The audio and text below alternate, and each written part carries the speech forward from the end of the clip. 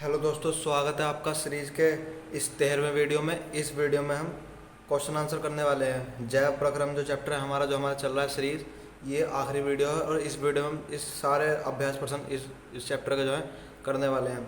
तो बिना किसी देरी के वीडियो को शुरू करते हैं। मैंने ये पूरा चैप्टर करा रखा है। यदि आपने पूरा चैप्टर नहीं देखा तो आप पहले चैप्टर पढ़ लीजिए, तब आपको जाके एक्सरसाइज जो है कुछ समझ में आएगी। तो कुछ नहीं, सारी समझ में आएगी यदि आप सारी वीडियोस देखेंगे मेरे। तो मैंने पूरा चैप्टर पढ़ा रखा है डिटेल में। तो देखिए, पहला क्वेश्चन है, मनुष्य में वक्र, वक्र का मतलब होता है किडनी। मनुष्य में वक्र एक तंत्र का भाग है जो संबंधित है, यानी कि वक्र किडनी किस तंत्र का भाग है। तो मैंने आपको कल ही पढ़ाया है, तो किडनी जो किस में उपस्थित होती है, वो उपस्थित होती है उत्सर्जन तंत्र में। किस तंत्र में? उत्सर्जन तंत्र में। तो इसमें कौन सा ऑप्शन सही है? ऑप्शन सी सही है। क्वेश्चन नंबर दूसरा है, पादप में जाइलम उत्तरदायी है। पादपों में यानी कि पेड़ों में दो तरह के संवहक उत्तक होते हैं, दो तरह के, एक तो जाइलम और एक फ्लोएम। फ्लोएम जो होता है वो भोजन के आदान प्रदान के लिए सहायक होता है, और जो जाइलम होता है वो होता है जल के आदान प्रदान के लिए। तो यहाँ पर क्या आ जाएगा? इसका ऑप्शन नंबर 1 सही है, जल का वहन। जाइलम जो कराता है जल का वहन कराता है, भोजन का वहन कौन कराता है? फ्लोएम कराता है।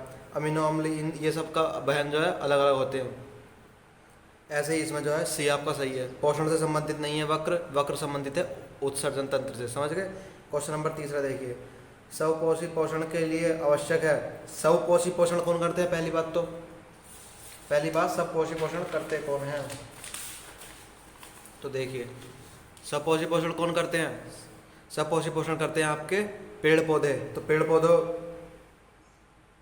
शोषण करने के लिए क्या क्या उनको आवश्यकता होती है? उन्हें चाहिए होती है CO2, फिर H2O, जल भी चाहिए होता है, फिर उन्हें चाहिए होती है सनलाइट यानी कि सूर्य का प्रकाश, फिर उनको चाहिए होती है पर्णहरिम यानी क्लोरोफिल, पर्णहरिम, फिर उनका बनता है C6H12O6, C6H12O6 प्लस O2। तो उनके लिए आवश्यक सामग्री क्या है? आवश्यक सामग्री है CO2, H2O, सूर्य का प्रकाश और पर्णहरिम। तो देखते हैं इसमें से क्या क्या दिया हुआ है। स्वपोषी पोषण के लिए आवश्यक है कार्बन डाइऑक्साइड तथा जल। सही बात है, कार्बन डाइऑक्साइड भी चाहिए, तो जल भी चाहिए, तो कार्बन डाइऑक्साइड जल हो गया। दूसरा क्या है? क्लोरोफिल। तो क्लोरोफिल यानी कि पर्णहरिम भी चाहिए। सूर्य का प्रकाश भी चाहिए। अरे ये तो तीनों ही चाहिए हमें। स्वपोषी पोषण के लिए तीनों ही आवश्यक हैं। तो इसमें ऑप्शन नंबर चौथा जो है वो करेक्ट हो जाएगा, सही हो जाएगा। समझ गए? अब देखिए क्वेश्चन नंबर चौथा, पाइरूवेट के विखंडन से यह कार्बन डाइऑक्साइड जल तथा ऊर्जा देता है, और यह क्रिया किसमें होती है? यह क्रिया होती है माइटोकॉन्ड्रिया में। आपको बता चुका हूँ, ये जो क्रिया होती है ये होती है माइटोकॉन्ड्रिया में, जो हमारी कोशिका में उपस्थित होती है। इस माइटोकॉन्ड्रिया को कोशिका का बिजली घर भी कहते हैं, बिजली घर, हाउस पावर, क्या कहते हैं? बिजली घर कहते हैं इसको, power house, sorry power house. तो हमारे 4 क्वेश्चन हो गए। अब हम 5वां क्वेश्चन देखते हैं। 5वां क्वेश्चन क्या है हमारा?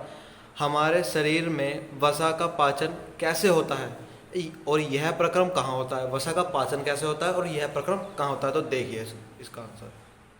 क्वेश्चन नंबर 5वां है हमारा, हमारे शरीर में वसा का पाचन कैसे होता है और यह कहाँ होता है? तो देखिए, वसा का पाचन जो होता है वो छोटी आंत में होता है। कहाँ होता है वसा का पाचन? छोटी आंत में। और कौन करता है वसा का पाचन? वसा का पाचन करता है एक लाइपेज नाम का एंजाइम होता है, जो आपका वसा का पाचन करता है। तो देखिए, वसा का पाचन छोटी आंत में होता है। वसा का पाचन लाइपेज नामक एंजाइम करता है। कौन करता है? वसा का पाचन लाइपेज नामक एंजाइम करता है। ये बात याद रखने की। और कहाँ होता है वसा का पाचन? होता है छोटी आंत में। और लाइपेज नाम का एंजाइम होता है, इसको परिवर्तित काय में कर देता है? वसा अम्ल। लाइपेज नामक जो एंजाइम होता है वो इसको पाचन के बाद, वसा को पाचन के बाद वसा अम्ल और गिल्सरोल में परिवर्तित कर देता है। तो लाइपेज वसा को पाचन के बाद वसा तथा गिल्सरोल में परिवर्तित कर देता है। ये हमारा इसका सिंपली आंसर जो है हो गया। उसने पूछा था कैसे होता है, कैसे मतलब कैसे में कहाँ, कैसे में दो टाइप के क्वेश्चन आ जाते हैं। कैसे में मतलब कहाँ और कौन कराता है।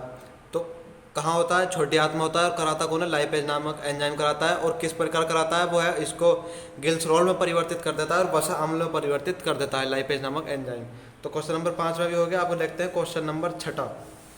क्वेश्चन नंबर 6 है हमारा, भोजन के पाचन में लार की क्या भूमिका है? भोजन के, ये क्वेश्चन बहुत ज़्यादा इंपॉर्टेंट है। भोजन के पाचन में लार की क्या भूमिका है, यानी कि क्या इंपॉर्टेंस है? तो लार, जो हमारे मुंह में लार होती है, तो इसके देखो मैं आपको बता देता हूँ। पहली बात तो लार जो होती है भोजन को गीला कर देती है, जिससे कि भोजन का आगे का मार्ग आसान हो जाता है। दूसरी बात, दो इंपॉर्टेंस होते हैं लार के। पहली बात कि वो भोजन को गीला कर देती है, जिससे कि भोजन का मार्ग जो यानी कि आगे का जो रास्ता जाता है वो आसान हो जाता है। दूसरी बात, लार में एक टाइलिन नाम का एंजाइम होता है। कौन से नाम का? टाइलिन नाम का एंजाइम होता है, जो भोजन में उपस्थित चोकर यानी कि मंड के पाचन में सहायक होता है। तो देखिए, भोजन के पाचन में लार की बहुत महत्वपूर्ण भूमिका है। लार हमारे दांतों द्वारा चबाए गए भोजन को गीला कर देती है, जिससे उसके आगे का मार्ग आसान हो जाता है। आगे का मार्ग आसान हो जाता है। हमारी लार में टाइलिन नामक एंजाइम पाया जाता है, जो मंड यानी कि चोकर के पाचन में भी सहायक होता है। तो दो इंपॉर्टेंस होते हैं लार की। पहली बात तो ये भोजन को गीला कर देती है, जिससे कि भोजन का आगे का मार्ग आसान हो जाता है। और दूसरी बात, इसमें जो है टाइलिन नाम का एंजाइम पाया जाता है, जो कि भोजन में उपस्थित चोकर यानी कि मंड के पाचन में सहायक होता है। अब क्वेश्चन नंबर 7वां देखिए। क्वेश्चन नंबर 7वां है आपका, सपोषी पोषण के लिए आवश्यक परिस्थितियां कौन से हैं और उसके उत्पाद क्या हैं। ये क्वेश्चन तो मैं आपको भी बता चुका हूँ। सपोषी पोषण कौन करते हैं? पेड़ पौधे करते हैं। उनके लिए आवश्यक सामग्री क्या है, मैं अभी आपको बता चुका हूँ। उनके लिए आवश्यक सामग्री है CO2, H2O, सनलाइट यानी सूर्य का प्रकाश, पर्णहरिम यानी क्लोरोफिल, और उत्पाद क्या बनता है? फिर उनसे ग्लूकोज बनता है और ऑक्सीजन बनती है। ये क्या है आपका? ये है आपका ग्लूकोज और ये है आपकी ऑक्सीजन। समझ गए? तो ये है उनके लिए, उनके आवश्यक पदार्थ क्या है, वो क्या पूछ रहा है, आवश्यक परिस्थितियाँ कौन सी, तो देख लीजिए। सपोषी पोषण के लिए आवश्यक परिस्थितियाँ जल, ये रहा, कार्बन डाइऑक्साइड, ये रही, पर्णहरिम, ये रहा, व सूर्य के प्रकाश की उपस्थिति तथा इनके उत्पाद ग्लूकोज व ऑक्सीजन है। बड़ा ही आसान सा सिंपल सा क्वेश्चन था क्वेश्चन नंबर 7वां। अब क्वेश्चन नंबर 8वां देखते हैं। अब क्वेश्चन नंबर 8वां है, जो कि बहुत ही ज़्यादा महत्वपूर्ण है। वायु तथा वायवीय तथा अवायवीय श्वसन में क्या अंतर है? कुछ जीवों के नाम लिखिए जिनमें अवायवीय श्वसन होता है। तो ये मैं आपको बात बहुत ही अच्छी तरीके से बता चुका हूँ जब मैंने श्वसन पढ़ाया था। तो अब फिर देख लीजिए, मैंने दो कॉलम बनाए हैं। एक कॉलम में वायवीय श्वसन रखा है, दूसरे कॉलम में अवायवीय श्वसन रखा है। आप चाहें तो आप भी ऐसे कर सकते हैं। तो सबसे पहला अंतर क्या है? वायवीय श्वसन वो होता है जिसमें ऑक्सीजन की उपस्थिति होती है। पहली बात तो नाम से समझो, वायवीय श्वसन वह श्वसन होता है जिसमें ऑक्सीजन की उपस्थिति होती है, और अवायवीय श्वसन वह श्वसन होता है जिसमें ऑक्सीजन की उपस्थिति नहीं होती। तो देखिए, वायवीय श्वसन में वायु उपस्थित यानी कि O2 उपस्थित होती है, जबकि अवायवीय श्वसन में O2 यानी कि वायु उपस्थित नहीं होती है। दूसरा अंतर देखिए। दूसरा है, वायवीय श्वसन में ग्लूकोज का पूर्णतः ऑक्सीकरण हो जाता है, यानी कि जो ग्लूकोज होता है हमारा वायवीय श्वसन जो होता है, उस वायवीय श्वसन में ऐसा होता है वायवीय श्वसन C6H12O6 + O2। तो ये जो रिएक्शन होगी आगे, जो CO2 H2O और ऊर्जा वगैरह बनेगी हमारी, तो इस वाले ये वायवीय श्वसन है। इस वायवीय श्वसन में ये जो ग्लूकोज है ना आपका, ये पूर्णतः खर्च हो जाएगा। पूर्णतः जो है आपका ये ग्लूकोज जो है खर्च हो जाएगा वायवीय श्वसन में। तो ये क्या कह रहा है? ये भी तो वही बात कर रहा है। ये कह रहा है वायवीय श्वसन में ग्लूकोज का पूर्णतः ऑक्सीकरण हो जाता है, जबकि अवायवीय श्वसन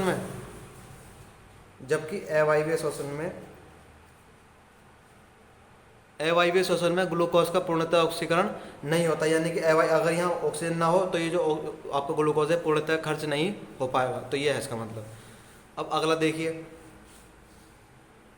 अगला क्या है हमारा?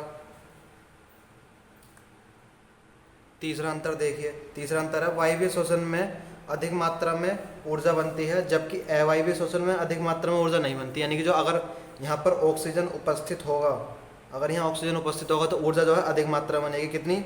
38 ATP ऊर्जा बनेगी। 38 ATP। ATP क्या है? इसका मात्रक समझो ऊर्जा का मतलब यहाँ पर। और यहाँ ऑक्सीजन उपस्थित नहीं होगा तो कुल 2 ATP ऊर्जा बनेगी। तो समझ गए, वायवीय श्वसन में ज़्यादा ऊर्जा बनेगी और अवायवीय श्वसन में ऊर्जा कम बनेगी। अगला डिफरेंस देखिए। वायवीय श्वसन में अंतिम उत्पाद CO2 H2O 38 ATP बनते हैं, जबकि अवायवीय श्वसन में अंतिम उत्पाद इथेनॉल CO2 और 2 ATP बनते हैं। यदि यहाँ ऑक्सीजन उपस्थित होगा C6H12O6 + O2 उपस्थित होगा, तो ये बनेगा आपका CO2 H2O + 38 ATP ऊर्जा। और यदि यहाँ पर ऑक्सीजन उपस्थित नहीं होगा, यानी कि खाली यहाँ पर आपका ग्लूकोज होगा, तो ये बनेगा CO2 क्या और क्या बनेगा? हाँ, इथेनॉल का फॉर्मूला होता है ऐसा है C3H6O3। और प्लस 2 ATP ऊर्जा।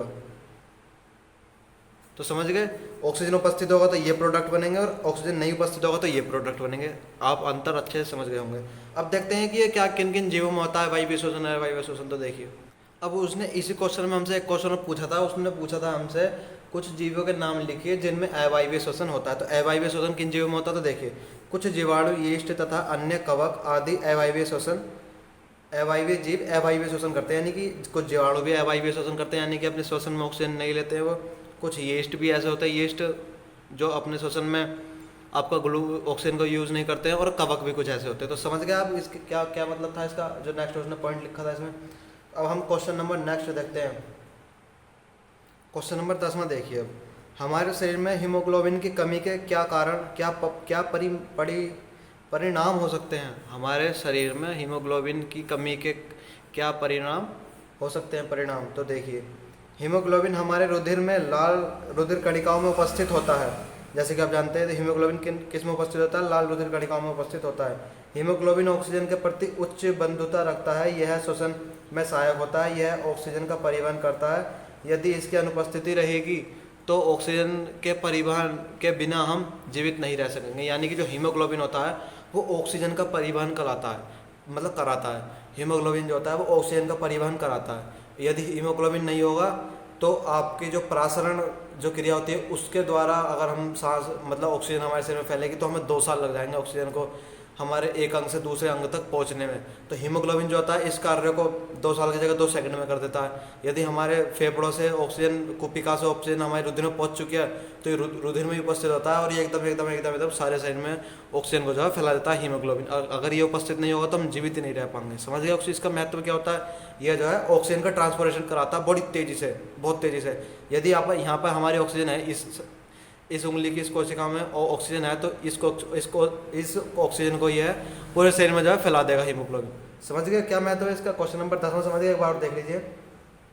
हीमोग्लोबिन हमारे रुधिर के लाल रुधिर कणिकाओं में उपस्थित होता है। हीमोग्लोबिन ऑक्सीजन के प्रति उच्च बंधुता रखता है, यह शोषण में सहायक होता है, यह ऑक्सीजन का परिवहन करता है। यदि इसकी अनुपस्थिति रहेगी तो ऑक्सीजन के परिवहन के बिना हम जीवित नहीं रह पाएंगे। समझ गए क्वेश्चन नंबर 10। अब अगला देखते हैं। अब क्वेश्चन नंबर 11 में देखिए, मनुष्य में दोहरा परिसंचरण की व्याख्या कीजिए, यह क्यों आवश्यक है? तो पहली बात तो दोहरा परिसंचरण है क्या? दोहरा परिसंचरण का मतलब होता है हमारा जो हार्ट होता है, हमारा जो दिल होता है वो ऑक्सीजन मतलब ब्लड को 2 बार पंप करता है। एक तो ऑक्सीडेशन वाले ब्लड को पंप करता है वो जो हमारा फेफड़ों से आता है। तो फेफड़ों से हमारा जो ऑक्सीजन आता है हमारे अंदर हमारे हार्ट तक पहुंचता है, उस ऑक्सीडेशन वाले ब्लड को पंप करके सारे शरीर में फैला देता है। फिर जो शरीर से वापस CO2 वाला ब्लड आता है उसको पंप करके ये हार्ट में भेज देता है। तो देखिए अभी मैं आपको समझाऊंगा इसका स्ट्रक्चर से। मनुष्य में प्रत्येक चक्र में 2 बार रुधिर हृदय में जाता है, इसे दोहरा परिसंचरण कहते हैं। क्या कहते हैं? इसे दोहरा परिसंचरण कहते हैं। हमारा हृदय 2 बार रुधिर को पंप करता है, यह पहले ऑक्सीजन वाले रुधिर को तत्पश्चात विऑक्सीजन यानी CO2 वाले रुधिर को इस क्रियाविधि को चित्र की सहायता से समझते हैं। तो देखिए अब समझिए इस क्वेश्चन को। तो देखिए मैंने आपको वैसे समझा चुका हूँ मैं इसमें। तो देखिए कैसे कैसे होता है। 2 बार पंप करता है हमारा हार्ट जो होता है, एक पूरे चक्कर में 2 बार पंप करता है ब्लड उसको रुधिर को। देखो ऑक्सीडेशन वाला ब्लड आएगा इधर से, इस वाले पाइप से होकर आएगा।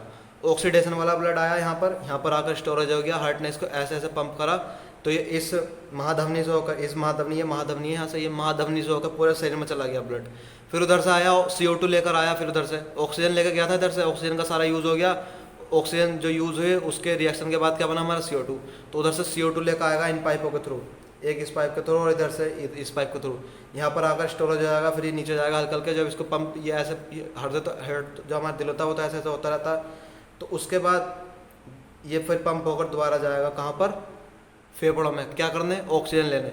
यहाँ से जाएगा ऑक्सीजन लेने दोबारा से और फिर उधर से ऑक्सीजन लेकर आएगा और फिर ये पंप होकर यहाँ से चला जाएगा पूरे हमारे हार्ट में, मतलब पूरे शरीर में।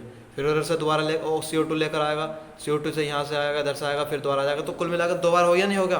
देखो कैसे, एक बार ऑक्सीजन लेकर आ गया, पंप कर दिया, चला गया बाद, और दोबारा उधर से CO2 लेकर आया तो फिर दोबारा पंप कर दिया, तो 2 बार हो गया नहीं हो गया? एक बार ऑक्सीजन लेकर आया तब पंप करा, और एक बार CO2 जब लेकर आया तब पंप करा, तो दोहरा परिसंचरण हो गया नहीं हो गया। तो देखिए अब देखिए, अब उसने 2 क्वेश्चन पूछे थे। अगला क्वेश्चन क्या था, यह क्यों आवश्यक है, मतलब दोहरा परिसंचरण हमारे अंदर क्यों आवश्यक है। तो इसका आंसर देखिए।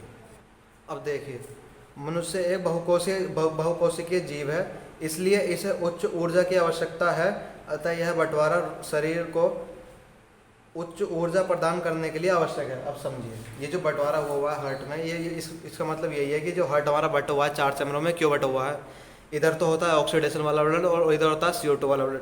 यदि ये बटा हुआ ना होता और ये एक ही होता पूरा, तो ऑक्सीजन वाला ही ब्लड इसमें मिल जाता और CO2 वाला ही ब्लड इसमें मिल जाता, जिससे कि हमारा जो है हमारा काम नहीं चल पाता, क्योंकि हमें अधिक ऊर्जा की आवश्यकता होती है। हमें अधिक ऊर्जा की आवश्यकता होती है पादपों की अपेक्षा, हमें ऑक्सीजन की अधिक आवश्यकता होती है, और जबकि जो पादप वगैरह होते हैं इनमें ऑक्सीजन की अधिक आवश्यकता नहीं होती है। तो इसलिए जो है ये हमारा बंटवारा हुआ है, 4 चैम्बरों में बंटवा, ऑक्सीजन वाला अलग रहेगा और CO2 वाला अलग रहेगा। अब क्वेश्चन नंबर अगला देखिए, क्वेश्चन नंबर 12वां देखिए, जाइलम और फ्लोएम में पदार्थों के वहन में क्या अंतर है। जाइलम तथा फ्लोएम में पदार्थों के वहन में क्या अंतर, तो मैं आपको बता चुका हूँ। जाइलम जो होता है वो जल का परिवहन कराता है पादपों में, जाइलम जो होता है वो जल का परिवहन कराता है, जल का और खनिज तत्वों का। और जो फ्लोएम होता है वो भोजन का परिवहन कराता है, जो हमारा प्रकाश संश्लेषण में उत्पन्न होता है। ये दोनों पेड़ों में होते हैं, ये वाला भी, ये दोनों ऊतक जो होते हैं पेड़ों में उपस्थित होते हैं। ये पेड़ों में जल का परिवहन कराता है और ये पेड़ों में भोजन का परिवहन कराता है। तो देखिए, जाइलम पादपों में जल तथा खनिज लवण का वहन कराता है। जाइलम जल व खनिज तत्वों को पादपों के प्रत्येक हिस्से में पहुंचाता है। और जबकि फ्लोएम, फ्लोएम का क्या वर्क होता है, फ्लोएम का वर्क समझिए। फ्लोएम पादपों में भोजन का वहन कराता है। फ्लोएम प्रकाश संश्लेषण में निर्मित भोज्य पदार्थों को पादप के प्रत्येक हिस्से में पहुंचाता है। यानी कि फ्लोएम जो होता है वो भोजन का परिवहन कराता है पादपों में, और जो आपका जाइलम होता है वो जल का परिवहन कराता है। अब क्वेश्चन नंबर आखिरी है, उसको देख लीजिए बस। क्वेश्चन नंबर 13वां क्या है, फुफ्फुस में यानी कि फेफड़ों में कूपिकाओं की तथा वक्र यानी किडनी में वक्राणु यानी कि नेफ्रॉन की रचना तथा क्रियाविधि की तुलना कीजिए। यानी कि हमें यहाँ पर कूपिकाओं की तुलना करती है। कूपिका किस में उपस्थित होती है, हमारी फेफड़ों में, और यहाँ पर हमें नेफ्रॉन की तुलना करनी है। नेफ्रॉन किस में उपस्थित होती है, आपकी वक्र यानी किडनी में। तो देखिए, मैं इनकी मोटी बात बताऊंगा, बस ज़्यादा रामलीला नहीं बताऊंगा, मोटी बात बताऊंगा। तो देख लीजिए, और इनका स्ट्रक्चर बताऊंगा, इनका मेन वर्क बताऊंगा दोनों का। बाकी आप लंबा थोड़ा लिखना चाहें तो आप लिख सकते हैं। वक्राणु यानी कि नेफ्रॉन हमारे वक्र यानी किडनी में उपस्थित होते हैं। ये रक्त को छानकर उसमें से हानिकारक पदार्थों को अलग करते हैं। मैंने इसकी क्रियाविधि बता दी, यानी कि ये कैसे क्या काम करता है। ये करता है आपका वक्राणु जो होता है, जो आपका नेफ्रॉन होता है वो वक्र में उपस्थित होता है, और ये क्या काम करता है, ये काम करता है आपको रुधिर को छानने का काम करता है। ये हमारे ब्लड को छानने का काम करता है नेफ्रॉन। अब ये कूपिकाएँ क्या करती हैं, इनका देख लीजिए। फुफ्फुस यानी कि फेफड़ों में कूपिकाएँ उपस्थित होती हैं। ये O2 व CO2 का रक्त से आदान प्रदान करती हैं। यानी कि कूपिकाएँ जो होती हैं वो ऑक्सीजन का और CO2 का आदान प्रदान करती हैं रक्त में। रक्त से CO2 ले लेती हैं और रक्त को ऑक्सीजन जो है O2 यानी कि दे देती हैं। तो इनका वो समझ गया। अब इनका स्ट्रक्चर देख लीजिए नीचे, इस प्रकार से आप इनका स्ट्रक्चर बना सकते हैं। ये आपका नेफ्रॉन का स्ट्रक्चर हो गया। मैं नाम वगैरह नहीं लिखा है, वैसे कि इस यहाँ पर वो होता है, क्या कहते हैं उसको, केशी का गुच्छ होता है यहाँ पर केशी का गुच्छ है। और ये आपका वोमेन्स एम्पुटा है, ये समीपस्थ कुंडलित में लिखा है, और ये हेलने का लूप है। नाम वाम लिखने की जरूरत नहीं है, आप रहने दीजिए इसे। ये आपका कूपिका का स्ट्रक्चर है, ये आपका नेफ्रॉन का स्ट्रक्चर है। तो दोस्तों, वीडियो पसंद आई हो तो वीडियो कर देना लाइक और चैनल को कर देना सब्सक्राइब। मिलते हैं नेक्स्ट वीडियो में, तब तक पढ़ते रहें। और मैंने सारी ये पूरा चैप्टर मैंने बहुत ही आसान तरीके से पढ़ा है, यदि आप चाहते हैं तो देख सकते हैं। मिलते हैं नेक्स्ट वीडियो में, तब तक पढ़ते रहें।